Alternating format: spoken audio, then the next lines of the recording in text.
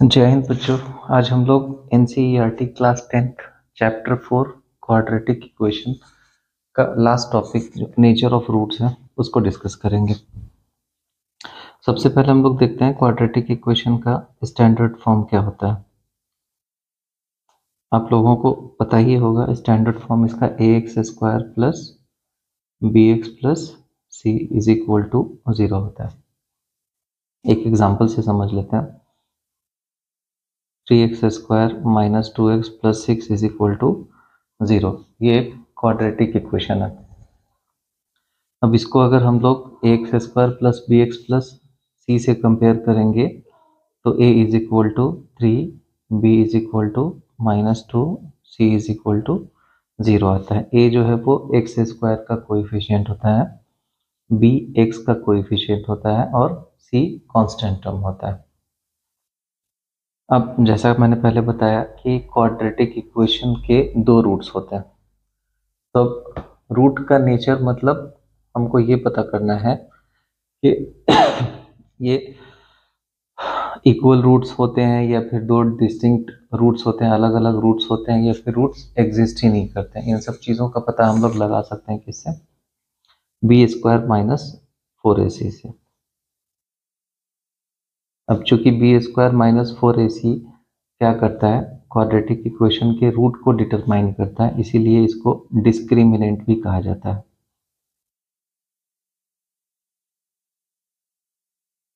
जिसको d से denote करता है। तो अब ये b² की हेल्प लेकर हम लोग क्या कर सकते हैं, किसी भी क्वाड्रेटिक इक्वेशन के रूट का पता लगा सकते हैं कि वो रूट कैसा होगा। आइए इसको तीन कंडीशन से समझते हैं। तीन अलग अलग कंडीशंस होती हैं, उसको एक एक करके एग्जाम्पल के साथ हम लोग डिस्कस करेंगे।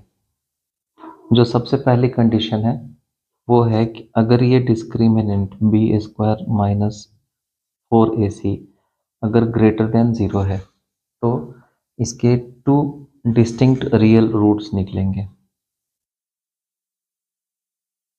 दो डिस्टिंक्ट मतलब दो अलग अलग रियल रूट्स निकलेंगे।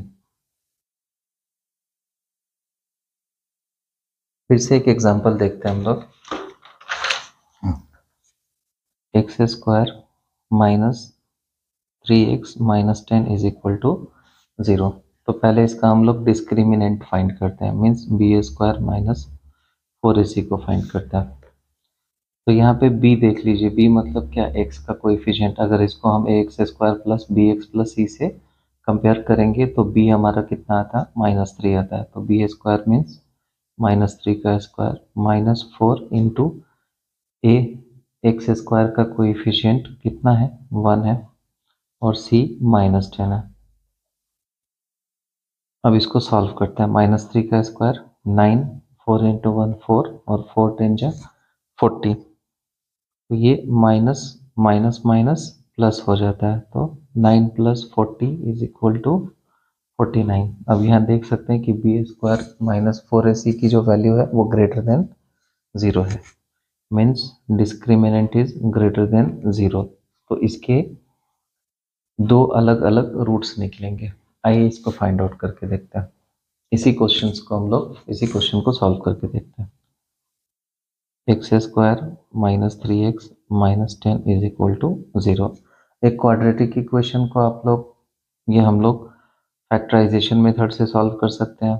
जो फॉर्मूला होता है -b plus minus √b² minus 4ac upon 2 है, उससे फाइंड कर सकते हैं या फिर कंप्लीटिंग स्क्वायर से फाइंड कर सकते हैं। तो बेसिकली हम लोग को बस ये समझना है, ये देखना है कि रूट्स इक्वल अनइक्वल आ रहे कि नहीं, अलग अलग आ रहे नहीं। तो इसलिए इसको हम लोग फैक्टराइजेशन मेथड से ही सॉल्व कर लेंगे। तो फैक्टराइजेशन मेथड में हमको करना क्या है, 3x को स्प्लिट करना है, -3x को ऐसे स्प्लिट करेंगे कि ऐड या लेस करके -3 आ जाए, बट उन दोनों का जो प्रोडक्ट हो वो 10 और 1 के प्रोडक्ट के बराबर हो, मीन्स 10 के इक्वल हो। तो इसके फैक्टर्स हो जाएंगे 5x और 2x। हमको -3 चाहिए, इसलिए जो लार्जर है उसको माइनस ले लेते हैं और इसको प्लस ले लेते हैं, -5x और 2x। इनको ऐड लेस करने पे -3 आता है, ऐड या लेस करने पे, और इनका प्रोडक्ट जो है वो 10 आता है। तो ये दोनों भी कंडीशंस को ये सेटिस्फाई कर रहा है। तो अब हम मिडिल टर्म को स्प्लिट कर देते हैं, x square minus 5x plus 2x minus 10 is equal to 0। अब इन दोनों में कॉमन क्या है, x है, तो कॉमन x लेने के बाद क्या बच रहा है, x माइनस 5। फिर इन दोनों में प्लस 2 कॉमन, तो 2 कॉमन लेने के बाद यहाँ भी बच रहा है x minus 5 is equal to 0। अब x माइनस 5 यहाँ भी है, यहाँ भी है, तो हम x माइनस 5 को कॉमन लेते हैं, फिर हमारे पास रह जाता है x plus 2 is equal to 0। अब दो सीन है हमारे पास, either x minus 5 is equal to 0, x is equal to 5, या x plus 2 is equal to 0, x is equal to minus 2। अब यहाँ पे हम लोग क्लियरली देख सकते हैं कि x की वैल्यू 5 भी है और माइनस 2, ये दोनों डिस्टिंक्ट है। इट मीन्स कि बी स्क्वायर माइनस 4ac अगर 0 से ग्रेटर है, मतलब पॉजिटिव वैल्यू उसकी आ रही है, तो हमें दो डिस्टिंक्ट रूट्स मिलने वाले। ये थी पहली कंडीशन। अब जरा दूसरी कंडीशन को देख, condition 2, B square minus 4ac is equal to 0। अगर डिस्क्रिमिनेंट 0 आता है तो हमें यहाँ पे 2 इक्वल रियल रूट्स मिलते हैं। मीन्स जो सेकेंड कंडीशंस है वो ये है कि अगर डिस्क्रिमिनेंट 0 के इक्वल है तो हमें जो रूट मिलेंगे क्वाड्रेटिक इक्वेशन के वो दोनों आपस में इक्वल होंगे। इसे भी एक एग्जांपल से हम लोग समझते हैं। 3x square minus 4 root 3x plus 4 is equal to 0। इसे अगर ax square plus bx plus c से कंपेयर किया जाए तो a की वैल्यू 3, b की वैल्यू माइनस 4 रूट 3 और c की वैल्यू 4 मिलेगी। अब चलिए फाइंड करते हैं B square minus 4ac। B square means minus 4 root 3 का स्क्वायर माइनस 4 इंटू 3 इंटू 4। अब इसे सॉल्व करेंगे तो माइनस 4 का स्क्वायर आ जाएगा 16 और रूट 3 का स्क्वायर आ जाएगा 3, तो 16 इंटू 3 48 और ये पॉजिटिव आएगा। फिर ये 4 3 जा 12, 4 जा 48, यहाँ पे इसकी वैल्यू आएगी 48 इज इक्वल टू 0। मीन्स यहाँ पे जो हमें डिस्क्रिमिनेंट मिला वो 0 मिला। अब इसके रूट को फाइंड करके देखते हैं कि वो कैसे रूट निकलते हैं। क्वेश्चन में फिर से लिख लेता हूँ, 3x square minus 4 root 3x plus 4 is equal to 0। अब इसे फैक्टराइज करते हैं। मिडिल टर्म को हम लोग यहाँ पे स्प्लिट कर देते हैं, 2 root 3x minus 2 root 3x। इन दोनों को ऐड करेंगे तो माइनस 4 रूट 3x आएगा और मल्टीप्लाई करने पे 2 2 जा 4, रूट 3 को रूट 3 से करने पे 3 आएगा, 4 3 जा 12, जो कि इन दोनों के प्रोडक्ट के इक्वल है। तो ये दोनों भी कंडीशन को सेटिस्फाई कर रहा है। तो बस ये 4 रूट 3 को हमने स्प्लिट कर दिया माइनस 2 रूट 3x और माइनस 2 रूट 3x में, प्लस 4 इज इक्वल टू 0। अब यहाँ पे हम कॉमन निकालते हैं। एक चीज़ ध्यान रखें कि यहाँ पे रूट 3 है और यहाँ पे सिर्फ 3 है। रूट 3 को रूट 3 से मल्टीप्लाई करने पे हमें 3 मिलता है, इसका मतलब 3 के अंदर रूट 3 ऑलरेडी इंक्लूडेड है। तो हम यहाँ पे कॉमन निकालते टाइम क्या करेंगे, रूट 3 को कॉमन निकालेंगे, साथ में x भी कॉमन आएगा। तो रूट 3 और x कॉमन निकालने के बाद यहाँ देखिए क्या रह जाएगा, यहाँ बाकी बच जाएगा रूट 3 और x। रूट 3 को रूट 3 से मल्टीप्लाई करें तो 3 मिलने वाला, फिर x into x x square, तो ये कॉमन हो गया। फिर माइनस रूट 3 और x बाहर है तो बचा यहाँ पे माइनस 2। अब इन दोनों में देख लें 2 और 4, इन दोनों में कॉमन क्या निकलता है, 2 निकलता है। तो कॉमन निकलने के बाद यहाँ बचा रूट 3x।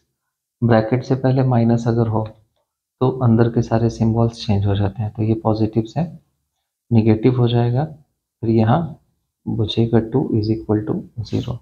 अब इन दोनों टर्म्स को ध्यान से देखें तो दोनों में रूट 3x माइनस 2 कॉमन है, तो उसे हम बाहर निकाल लेते हैं। निकालने के बाद जो बच रहा है वो हमारे पास √3x माइनस 2 बच रहा है। तो अब इसको दो तरीके से हम सॉल्व कर लेते हैं। Either √3x is minus 2 is equal to 0, या फिर √3x इज इक्वल टू 2, या फिर x is equal to 2 upon √3। Same condition यहाँ रहने वाली है। √3x minus 2 is equal to 0 और √3x इज इक्वल टू 2, या फिर x is equal to 2 upon √3। अब यहाँ देख सकते हैं दोनों भी x की वैल्यू 2/√3 और 2/√3 मीन्स यहाँ पे जो रूट आया है वो क्या है, दोनों की वैल्यू, दोनों भी आइडेंटिकल रूट्स हैं, सेम रूट है। तो दूसरी कंडीशन ये हुई कि अगर डिस्क्रिमिनेंट 0 आया तो हमें दोनों भी वैल्यू क्या मिलने वाली, सेम सेम मिलने वाली है। अब तीसरी और लास्ट कंडीशन है, अगर डिस्क्रिमिनेंट b² माइनस 4ac ये लेस देन 0 आया, मीन्स इसकी वैल्यू अगर निगेटिव आई तो इसके हमें कोई भी रियल रूट्स मिलने वाले नहीं हैं, नो रियल रूट्स। मीन्स फिर से बता दे रहा हूँ, याद रखें d की वैल्यू अगर लेस देन 0 है, मीन्स निगेटिव आया, तो हमें इसका कोई भी रूट मिलने वाला नहीं है। एक एग्जाम्पल से देख लेते हैं इसे भी। 2x² minus 3x plus 5 is equal to 0। अगर हम ax² plus bx plus c से कंपेयर करें तो यहाँ पे a is equal to 2, b is equal to -3 और c इज इक्वल टू 5। अब डिस्क्रिमिनेंट फाइंड करके देखते हैं। b² minus 4ac is equal to -3² minus 4 into 2 into 5, -3 का स्क्वायर हो जाएगा 9, माइनस 4 2 जा 8, 8 5 जा 40, इसकी वैल्यू आएगी -31। अब यहाँ देख सकते हैं कि d जो है वो 0 से छोटा है, मीन्स इसकी वैल्यू निगेटिव है, तो इसके कोई रियल रूट्स आने नहीं है। एक बार मैं फिर आपको कंडीशंस रिकॉल करा देता हूँ।